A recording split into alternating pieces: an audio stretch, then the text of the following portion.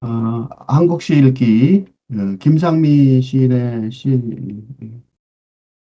다중사화사, 이게 김상미 시인의 최근에 나온 갈수록 자연이 되어가는 여자라는 시집에서 한 6편 정도를 읽으려고 그래요. 읽어 나가겠습니다. 우선 첫 번째 시예요. 거의 서시라고 할 수 있는 거죠. 우선 읽겠습니다. 다중자화상, 김상미. 나는 과거의 풀들을 베어내 무덤을 만드는 사람, 그 위로 검은 모자를 던지는 사람. 역겹다. 역겨워 깨어져 피 흘리는 술잔들로 오만한 미래를 짓이기고 그립다. 그립다 뒤돌아보는 바람으로 소금 기둥 만들어 빨갛고 노랗고 파랗고 하얀 사람들, 무겁고 뚱뚱하고 홀쭉하고 가벼운 사람들, 뒤틀리고 강팍하고 쇠약하고 발칙한 사람들, 착하고 여리고 눈물겹고 아련한 사람들, 덕지덕지 서럽고 비열하고 병들고 늙은 사람들, 모두에게 설탕에 절인 설탕보다 더 달콤한 소금 기둥 속 설탕 그릇을 내미는 사람. 비 내리는 이른 아침, 갈 곳 없어 서성이는 사람들을 위해 하루 종일 공동묘지 활주로에서 기다려주는 사람. 매일매일 외로운 밥을 먹는 사람들을 위해 뜨겁고 강렬한 희로애락 믹서기에 갈아주는 사람. 어제도 오늘도 내일도 없이 죽은 자가 남기고 간 건물 위에 새집을 짓고 나에게 있는 나만이 가진 재료로 날마다 지구를 돌고 지구 위에 남은 내 흔적을 지우는 사람. 살기 위해 주먹을 쥐면 엉겨붙은 피처럼 어둠이 손안에 가득한 사람. 그 어둠을 내 몸처럼 아끼고 사랑하는 사람. 죽어도 산 것 같고 살아도 죽은 것 같이 너를 살아가고 그런 눈으로 사람들을 바라보는 사람. 온몸에 달린 창문으로 새들을 날려보내고 다시 돌아온 새들은 구워서 먹는 사람. 언제나 배가 고파 신과 살과 피 꾸역꾸역 뜯어먹는 사람. 천국과 지옥이 한 줌 먼지처럼 너무나 공허해서 날마다 울부짖으며 천갈래 만갈래로 찢어져 마침내 죽는 사람. 요거에 대해 짧은 글을 하나 썼어요. 지금부터 이 교수의 한국 시 읽기 139까지 6편의 시들은 김상미 시인의 5번째 시집 갈수록 자연이 되어가는 여자에서 읽은 것들입니다. 나는 과거의 풀들을 베어내 무덤을 만든 사람, 그 위로 검은 모자를 던지는 사람. 김상미의 시집 제목 갈수록 자연이 되어가는 여자를 보자마자 그리고 서시와 같은 다중 자화상의 천년 바로 위에서 읽은 거죠. 을 읽자마자 김상미처럼 자신의 지금의 삶을 하나의 구절로 정의할 수 있는 시인, 문인이나 지식인이 이 시대에 몇 명이나 있을까? 그런 생각이 들었습니다. 그것은 자신의 과거의 웃자란 풀들을 베어내는, 그러니까 자기 발밑에 자칫하면 자신이 빠질지도 모를 구덩이를 힘들여 파는 짓을 하는 무모함에 가까운 용감함이라는 행위자의 자리에 과거의 풀들의 배연에 무덤을 만들면 자기는 없어지는 거잖아요. 그 위에 검은 모자까지 던지면 진짜로 무모한 것 같죠. 나는 김상미와 등단에서부터 거의 같이 있었기 때문입니다.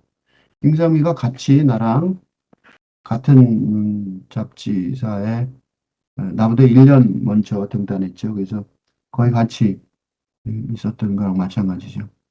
이는 50주년 기념 동창회 모임을 한다는 고등학교 동창들이 있었는데 내가 뭐라고 대답했느냐면 예전에 어느 장소에 같이 있었다고 하더라도 50년이 지난 지금도 같이 있지는 않다는 게 당연한 거죠. 그런 걸 생각해야 되지 않겠냐 그렇게 얘기를 했어요.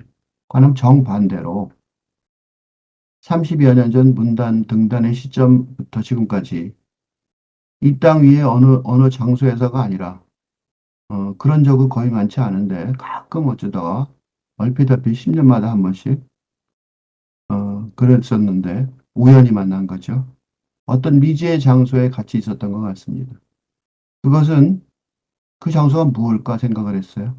그것은 절벽의 끝에서 한 발 더 내딛는 행위처럼 아무 대책도 없이 자기가 몸담아 사는 기존의 근대 사회를 전면적으로 총체적으로 무모하게 거부하려는 용감함에서 제가 김상민 시인을 만나고 있었기 때문일 것입니다. 그러니까 불교적 영성의 길을 걷는 도반에게서 느낀 동지애입니다. 그걸 그때부터 지금까지 느끼고 있는 거죠. 그래서 김상민 시인의 시집, 첫 시집에도 해설을 쓴 적이 있고 그랬습니다. 다시 읽어보겠습니다. 다중자화상. 나는 과거의 풀들을 베어내 무덤을 만드는 사람. 이 다중자화상, 자화상이라는 게 다중자화상, 그게 무슨 소리냐면 자기를 그린 게 자화상이죠. 근데 그 자화상이 이 여러 개 중첩돼 있다는 거예요. 이게 이제 그 김상미가 느끼는 탈근대성인 거죠. 그러니까 근대적인 회화의 핵심이 이제 자화상이죠. 근데 하나가 아니라는 거죠. 그렇게 말할 수 있는 이유가 이게 이제 김상민 시인의 시 세계 전체를 조명하는 어떤 한 단어로 볼 수 있고, 이게 이제 김상민 시인의 시세계를 정리하는 한 연이라고 볼 수 있어요. 과거의 풀을 베어내 무덤을 만든다. 이게 말은 쉽지. 과거가 있었어요, 우리는. 현재가 지금 있으니까. 그렇지만 그 과거의 물이라는 게 그게 우리 전부 아닐까요? 그러니까 그렇게 살아온 삶의 전부, 그것들을 다 베어내서 그걸로 무덤을 만들어 버렸어요.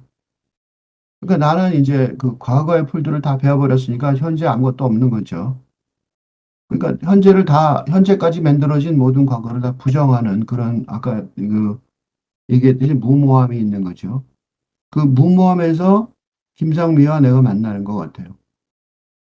그리고 그 위로 검은 모자를 던지는 사람. 검은 모자가 시죠. 검은 모자, 정의하는 거죠. 그거는 이제 검은 모자라는, 애도하는 모자이기도 하지만 검은 모자라는 이미지 그 자체가 있잖아요. 검은 모자라는 이미지. 그 이미지가 이제 그게 시라는 거죠. 자신의 시라는 거예요. 검은 모자를 던지는 행위가 김상미에게는 시를 쓰는 행위인 거죠. 그게 나라는 사람이에요. 그러니까 나라는 시인. 내가 김상민 시인의 첫 번째 시집에 해설을 쓰면서 김상민 시인은 24시간 시인이다. 그렇게 썼는데 김상민 시인은 용감하게 시를 위해서 자기를 던진 사람이라고 여겨져요. 뭐 그런 사람들이 김상민 시인뿐만은 아니겠지만 그렇지만 김상민 시인이 그런 사람 중에 사실 한 명인 거는 내가 증인이 될 수 있어요. 그렇게 과거를 베어냈지만 아직 살아가고 있어요. 그게 이제 김상민 시인의 시가 볼륨이 있어지는 이유죠. 두툼해지는 이유입니다. 과거의 풀을 베어내 무덤을 만드는 사람이면 두툼할 게 없죠. 과거가 다 베어져서 없으니까 얄팍하고 현재는 지금 존재하지 않죠. 나라는 사람은 과거와 미래 사이에 있는데 과거를 다 베어버리고 미래를 아직 않았으니까 지금 그 순간에 있는 사람은 얄팍한 게 공간이 없는 그러니까 허공 속에 있는 사람, 무의 사람일 텐데 거기다 이제 검은 모자를 던지는 행위를 해요. 언어만 남은 사람일 텐데 사실은 나는 계속 몸을 가지고 살아가죠. 그래서 김상민 시인의 시가 두툼한 어떤 내용을 만들어내게 돼요. 그 첫 번째 내용이 바로 이거예요. 그러면 과거를 어떻게 하고 미래를 어떻게 할 거냐. 왜냐면 아직 살아있으니까. 역겹다 역겨워 깨어져 피 흘리는 술잔들로 오만한 미래를 즐기고 오만한 미래가 어, 김상민이 생각하는 자신의 미래하고 다른 거라는 거죠. 이게 근대 문명의 근대 문명이 유지되고 어, 발전되고 진전되는 이유는 뭐가 있어서 그래요? 유토피아. 유토피아 사상이 있어서 그런 거죠. 그러니까 이게 뭐예요? 미래상이라는 거예요. 우리가 말하는. 앞으로는 잘 될 거야. 그러니까 지금 열심히 하자. 그런 얘기 참 많이 듣죠? 그게 근대 문명의 핵심적인 유토피아 사상이거든요. 국가도 그렇죠. 그래서 어떡하죠? 우리 발전과 향상을 하자. 이런 거예요. 이게 지금 문제가 되고 있는 게 현실이죠. 그래서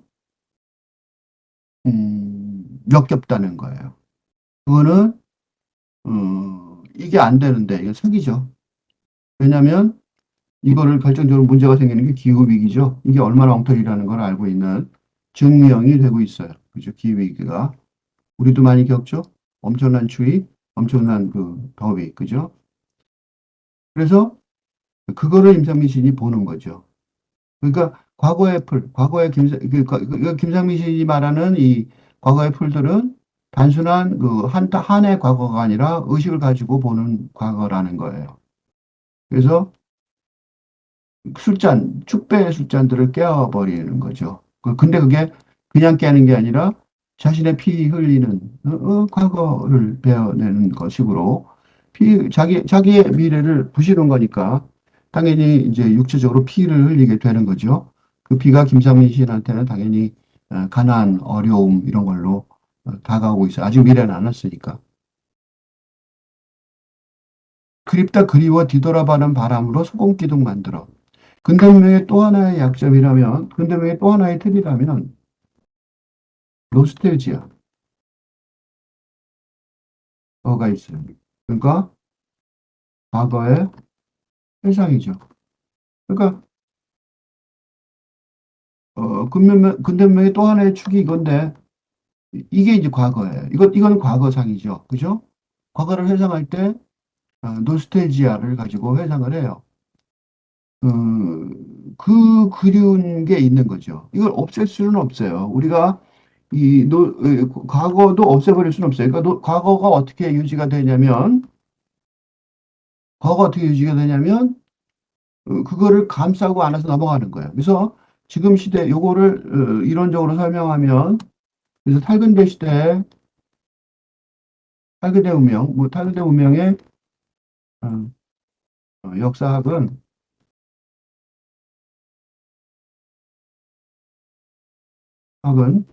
이전, 근대와 전근대와 그 이전도 다 들어가는 거죠.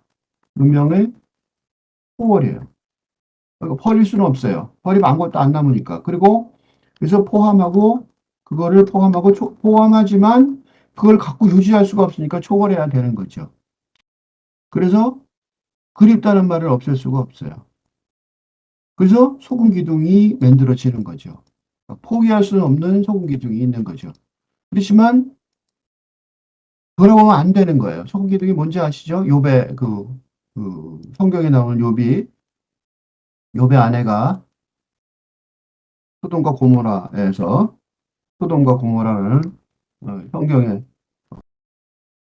욥의 아내죠. 욥의 아내가 욥의 아내가 이게 욥의 아내 이 스토리가 한국에도 있더라고요.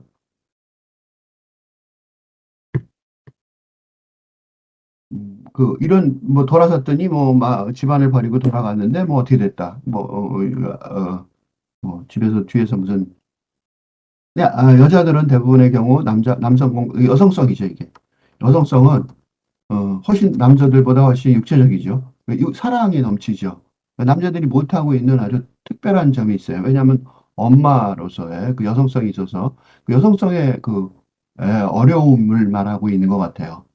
그러니까 미래를 향해서 당연히 이 무너져 버리고 멸망해 버릴 소돔과 고모라를 벗어나는 이런 얘기들은 뭐 많죠. 그 지옥으로 가서 아내를 구해오다가 굉장히 많아요. 그런 얘기는 굉장히 많아요. 그렇지만 여성성은 그런 과거의 그런 삶의 어떤 그 육체적인 그런 정서적인 그런 것들의 중요성을 훨씬 더 많이 알고 있고 훨씬 더 직접적으로 겪는 분들이라서 그게 지금 시대에 훨씬 중요해졌는데 그래서 어쨌든 간에 그래서 소금 기둥이 될 수밖에 없는 그런 운명을 말하는 것 같아요.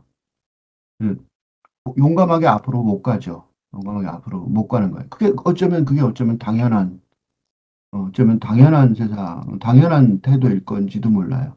그러니까 너무 뒤를 안 돌아보는, 뒤를 안 돌아보는 그런 어떤, 근대, 예. 그러니까 이렇게 생각하면 돼요. 근대 문명의 특징이 이분법이거든요. 이분법적 이데올로기. 이거는 남성성에 가까워요. 왜냐하면 적과 악은, 어? 성공과 실패. 그러니까 욕은 당연히 안 돌아보는 거죠. 그거는 끝나버리고 패배한 거니까 포기하고 앞으로 가면 되는 거야. 그런데 여성성을 가진 욥의 아내는 그렇게 못해요. 왜냐면 거기 두고 간 욥이 아내하고 아들하고 업하고 아내하고 둘이 가잖아. 그럼 누가 남았어요? 자식들도 남았잖아. 엄마로서. 어? 안 돌아보고 나온다는 게 좀 그렇죠? 안 돌아보고 나온다는 게 더 이상할 정도로 확연히 돌아보고 이게 이제 김상미가 아, 여기서 이 그립다 뒤돌아보는 말에 소금기둥 만들어. 여기서 이제 나는 이제 남성이니까 이거를 뭐 남성성을 가진 내가 남성이라는 사실은 부인할 수가 없으니까 그만큼 차이가 있고 그 차이가 그 뒤에 읽을 때 계속해서 그 차이가 드러나서 거기까지는 내가 김상민 시인의 시세계를 접근을 하기가 어려운 것 같아요. 어쨌든 그 이전까지는 굉장히 정확한 그리고 여성성이 지금 더 중요해지니까 이런 여성성을 가진 사람들이 앞으로 더 중요한 어, 해안을 찾아낼 수 있을 거라고 생각해요. 어쨌든 그 돌아봐서 본 사람들이 이런 사람들이에요. 이런 사람들. 이 사람들은 아까 다중화 자화상이라고 말했듯이 다른 사람, 타인들이기도 하지만 어쩌면 나이기도 한 거죠. 그러니까 여기 앞에 써 있는 이 사람들에 서 있을 때 사람들은 객관적인 타인들로 보이게 말하고 있지만 앞에 있는 이런 형용사들은 내가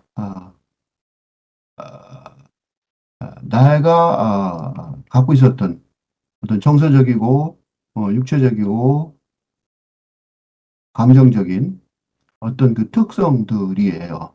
그래서 나한테도 있었던 음, 그런 사람들. 그렇기 때문에 내가 빨갛을 때 빨간 사람을 만났던 거고 내가 노랬을 때 노란 사람을 만나서 서로 하하오고 그다음에 빨간데 파란 사람 만나서 서로 안 맞는다고 껄끄러워하고 그랬겠죠. 모두에게 설탕에 절인 설탕보다 더 달콤한 진짜 달콤한 거죠. 소금 기둥 속 설탕 그릇을 내미는 사람. 이건 단수죠. 이 단수는 아마 미래형일지도 몰라요. 근데 그게 아까 내가 여기서 여성성과 남성성을 얘기했는데 나는 소금 기둥을 속에서 다시 설탕 그릇이 나온다는 것. 이거에 대해서 나는 남성성을 가진 사람으로서 떠난 거지 어떻게 다시 나오냐 그런 어려움이 있어요. 그래서 이 김상민 시인의 이 시를 읽으면서 계속해서 그 부분에서 여성성에 대해서 부족한 여성성에 대해서 김상민 시인의 시를 누가 내가 읽는 방식으로 읽되 여성성을 가지고 좀 더 읽어줬으면 좋겠다. 누가 그런 사람이 있길 바라면서 읽었습니다. 어, 비 이른 아침 할 것 없어 서성이는 사람들을 위해 하루 종일 공동묘지 활주로에서 기다려주는 사람. 이런 사람이죠. 그러니까 하나의 삶이 끝나서 다 포기하고 무덤이 되어 버렸잖아요. 앞에 보세요. 과거의 풀들을 베어 무덤을 만드는 사람. 이 사람들이 김상민 시인과 동족인데 이런 동족들을 위해서 갈 곳이 없겠죠. 그러니까 유령이 됐겠죠. 왜냐하면 무덤을 만들어서 무덤이 되어버린 사람들이고 무덤과 일치가 되어버린 사람들이니까 어, 김상민 시인도 비슷한데 김상민 시인의 차이점은 딱 하나 그거 그 위로 검은 모자를 던지는 그 언어를 가진 언어 이미지를 가진 그런 시인이 됐다는 거 차이점 빼놓으면 똑같죠. 그런 사람들을 위해서 공동묘지 활주로에서 공동묘지 활주로가 있겠죠. 공동묘지로 가버리는 활주로 그게 너무 많다는 거예요. 활주로 그게 지금 세상인 거예요. 활주로라는 단어가 새로운 세상이 왔고 다 누구나 다 과거의 풀들을 베어낸 무덤을 만드는 사람이 돼야 되는 세상이란 말이죠. 그런 활주로에서 기다려주는 사람이 있을 수 있다는 것. 기다려주는 사람이 자기일 수도 있고 본인 검은 모자를 던져주는 사람이죠. 또는 자기가 기대하는 대망하는 미래에 이 오만한 미래가 아닌 대체될 새로운 미래, 투컴, 돌아올, 앞으로 올, 다가올 어떤 그런 대망의 사람. 갑자기 그 선지자들이 생각나죠. 예수도 생각나고, 미륵보살도 생각나고, 그런 게 필요한 거죠. 그런 사람이 어떤 사람이냐면 매일매일 외로운 밥을 당연히 외로운 밥을 먹죠. 과거를 무덤으로 만들었으니까. 자기도 그렇지만 매일매일 외로운 밥을 먹는 사람들이 많은 세상이 지금 세상이에요. 지금 세상을 김상민 시인이 말하고 있는데 사실은 지금 세상이 이렇잖아요. 그죠? 그러니까 한 세대가 끝나고 다른 세상이 오지 않아서 벌어지는 일이죠. 근데 그거를 뜨겁고 강렬한 희로애락 믹서기 갈아준 사람. 그 굉장히 정확한 표현이에요. 왜 정확한 표현이냐면 이 기존에 있던 그러니까 근대적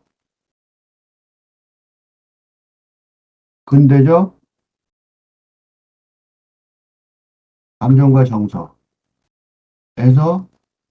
기인하는 외로움이죠. 외로움을 극복하는 방안은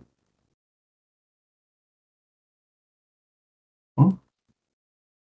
근대적 정동체계를 축하하고 축하하는 것일 수밖에 없는데 그러니까 새로운 세상을 어,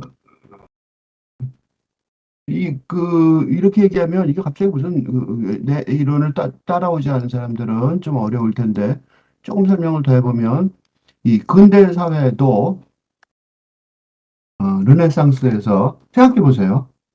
르네상스에서 계몽주의를 거쳐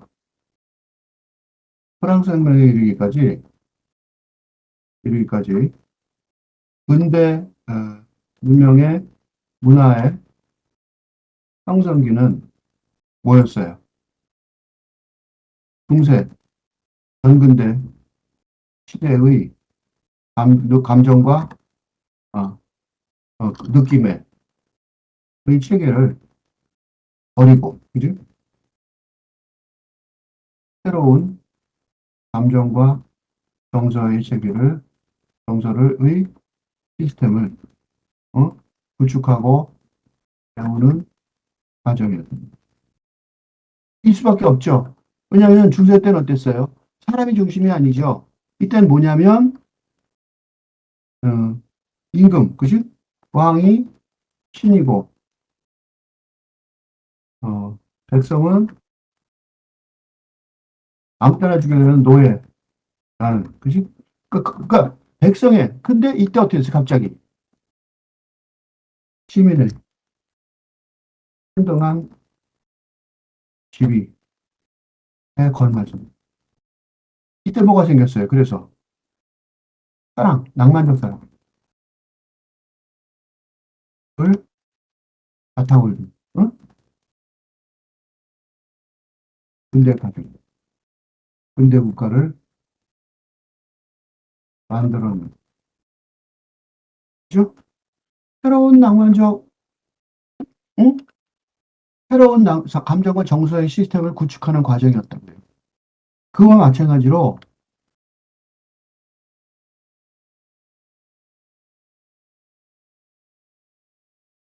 근대를 버렸잖아. 과거를.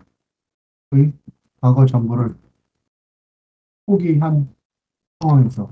그죠? 그러니까, 그래서 외로움이, 그지? 어? 사회 전반에 만연해 있는 상황에서, 현실에서. 이러한 난처한 경제를 극복하는 중요한 부분은 새로운 느낌의 시스템. 그걸 내가 뭐라고 부르냐면, 팔근대적 공동의 책이라고 그러는데 만들어내는 지적상상일 수밖에 없다는 것. 왜냐하면 이 시처럼 뜨겁고 강렬한 희로애락 믹서기가 필요한 거죠. 뜨겁고 강렬한 희로애락 믹서기. 믹서기에서 하나씩 하나씩 새로운 공동을 하나씩 하나씩 어, 대중의 공감을 얻으며 만들어 나가는 작업이 필요하고 이것이 한류, K-팝, 어, 등의 힘이고 이러한 작업의 핵심 과정은 시, 그죠? 포에트리에 있던 거죠. 포에트리가 바로 그거 하는 일이니까. 바탕을 둔 상상. 그래서 그걸 김상민가 정확하게 알고 있는 것 같아요. 그래서 매일매일 외로운 밥을 먹는 사람을 위해 뜨겁고 강렬한 희로애락 믹서기를 갈아준 사람. 그게 자기이기도 하지만 자기를 비롯한 시인들이라는 거죠. 어제도 오늘도 내일도 없이 죽은 자가 남기고 간 건물 위에 새 집을 짓고 또 새 집을 짓는 거죠. 제도 오늘도 없이 그러니까 죽은 자가 남기고 간 건물이 있어요. 그 과거의 문명이죠. 거기 위에 새 집을 짓는 거죠. 새 집을 짓는 거랑 뭐가 다르냐고. 새로운 문명을 만들고 있는 거죠. 그렇지만 그 재료는 따로 어디서 만들어내는 게 아니라 그래서 포월이에요. 포월. 포함과 초월 아까 그런 얘기했죠. 포월. 그래서 나에게 있는 나만이 가진 재료를 쓸 수밖에 없어요. 그걸로 날마다 지구를 돌아야 되는데 그 지구에 남아있는 내 흔적을 지우는 사람. 그 과거의 흔적을 지우는 수밖에 없는 거죠. 그리고 새롭게 만들어내야 되는 거예요. 그래서 살기 위해 주먹을 쥐면 당연히 살려고 지금 세상에 살려고 노력치면 엉겨붙은 빛처럼 어둠이 손안에 가득할 수밖에 없죠. 왜냐하면 지금 세상은 뭐 무너져가 버리고 내부에서 붕괴돼가는 그런 세상이기 때문에 어둠일 수밖에 없어요. 그렇지만 그 어둠을 포기할 수는 없어요. 그래서 그 어둠을 내 몸처럼 아끼고 사랑하는 사람이 되어야 되는 거죠. 내가 아까 김상민 시인의 여성성에 얘기했는데 여기서 나는 이걸 잘 못해요. 내 몸처럼 아끼고 사랑하는 사람을 내가 잘 못하기 때문에 김상민 시인의 나는 굉장히 정신적인 스타일로 인류를 사랑하는 사람이고 김상민 시인은 그러니까 남성적으로 인류를 사랑하는 사람이고 김상민 시인은 근데 김상민 시인이 내시보다는 그래서 훨씬 더 풍요롭고 그래요. 그거는 나는 안 한다기보다는 못하는 건지도 모르죠. 그죠? 못하는 거죠. 그래서 죽어도 산 것 같고 살아도 죽은 것 같이 너를 사랑하고 그런 눈으로 사람들을 바라보는 사람. 그러니까 에, 김상민 시인이 죽어도 산 것 같고 이런 식으로 여성적으로 한다면 나는 살아도 죽은 것 같이 이런 식으로 이제 방향이 좀 다르죠. 이게 남성적이라고 하면 이거는 여성적인 거죠. 둘 다 라이프 인 데스는 마찬가지예요. 라이프 인 데스. 그러니까 죽음 속에서 있는 삶. 그거를 추구하는 건 맞지만 음, 방향이 김상민 씨는 죽어도 산 것 같이 하려고 노력하고 나는 살아도 죽은 것 같이 하려고 노력하는 거죠. 그렇지만 너를 사랑하고 그런 눈으로 사람들을 바라보는 사람이려고 노력하는 그 점에는 같은 거죠. 온몸에 달린 창문으로 새들을 날려보내고 다시 돌아온 새들은 구워서 먹는 사람. 요 구조를 그래서 나는 저는 쓸 수가 없는 구절이에요. 이런 육체의 행위를 그에 도달하는 방법을 잘 모르는 거죠. 그다음에 그렇지만 여기는 맞죠. 언제나 배가 고파 신과 살과 피 구역구역 쏟아먹는 사람. 이거는 맞는 거죠. 그러니까 신과 살과 피를 뜯어먹어야 생명이 있으니까요. 그죠? Life and death. 죽음 속에서 삶을 찾는 거죠. 그거는 이제 영성인 건데, 영성에서는 영성을 노리는 거는 같은 거죠. 그러니까 천국과 지옥이 한 줌 먼지처럼 공허해서, 이게 무슨 얘기냐면, 기존의 종교적 시스템의 무의미함을 말하는 거죠. 그렇지만 그렇다고 해서, 그 종교를 포기하는 건 아니죠. 포기하는 걸 포기하는 건 아니고, 그거는 무의미하지만, 그런 공허함을 찾아내려고, 벗어나려고 노력하는 거는 맞아요. 날마다 울부짖으며 천갈래 만갈래로 찢어서 마침내 죽는 사람. 이제 죽음은 아까 얘기한 것처럼 죽는 게 아니라 라이프 인 데스죠. 어떻게 죽음 속에서 삶을 만들어낼 것이냐. 그거의 도구가 이거의 도구가 라이프 인 데스를 위한 시스템의 도구가 시적 상상력이다. 그거에 있어서는 김성민 씨과 내가 동의하고 있는 점이고, 방향성이 서로 조금 다른 거죠. 방향성이 나는 죽어도 사는 것 같은 게 아니라 살아도 죽은 것 같은 그런 식의 방향성이고, 그거는 이제 어, 세계관의 차이라기보다는 어, 뿌리 깊은 남성성과 여성성의 차이라고 보여져요. 처음부터 한번 다시 읽겠습니다. 다중사화상 김성민. 나는 과거의 풀을 베어내 무덤을 만드는 사람. 그 위로 검은 모자를 던지는 사람. 역겹다 역겨워 깨어져 피 흘리는 술잔들로 오만한 미래를 짓이기고 그립다 그립다 뒤돌아보는 바람으로 소금기둥 만들어 빨갛고 노랗고 파랗고 하얀 사람들, 무겁고 뚱뚱하고 홀쭉하고 가벼운 사람들, 비틀리고 강팍하고 쇠약하고 발칙한 사람들, 착하고 여리고 눈물겹고 아련한 사람들, 덕지덕지 서럽고 비열하고 병들고 늙은 사람들, 모두에게 설탕에 절인 설탕보다 더 달콤한 소금 기둥 속 설탕 그릇을 내미는 사람.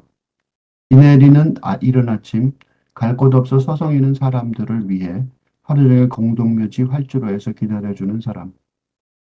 매일매일 외로운 밥을 먹는 사람들을 위해 뜨겁고 강렬한 희로애락 믹서기에 갈아주는 사람. 어제도 오늘도 내일도 없이 죽은 자가 남기고 간 건물 위에 새 집을 짓고 나에게 있는 나만이 가진 재료로 날마다 지구를 돌고 지구 위에 남은 데의 흔적을 지우는 사람. 살기 위해 주먹을 쥐면 엉겨붙은 피처럼 어둠이 손안에 가득한 사람. 그 어둠을 내 몸처럼 아끼고 사랑하는 사람. 죽어도 산 것 같고 살아도 죽은 것 같이 너를 사랑하고 그런 눈으로 사람들을 바라보는 사람. 온몸에 달린 창문으로 새들을 날려보내고 다시 돌아온 새들은 구워서 먹는 사람. 언제나 배가 고파 신과 살과 피 꾸역꾸역 뜯어먹는 사람. 천국과 지옥이 한 줌 먼지처럼 너무나 공허해서 날마다 울부짖으며 천갈래 만갈래로 찢어져 마침내 죽는 사람.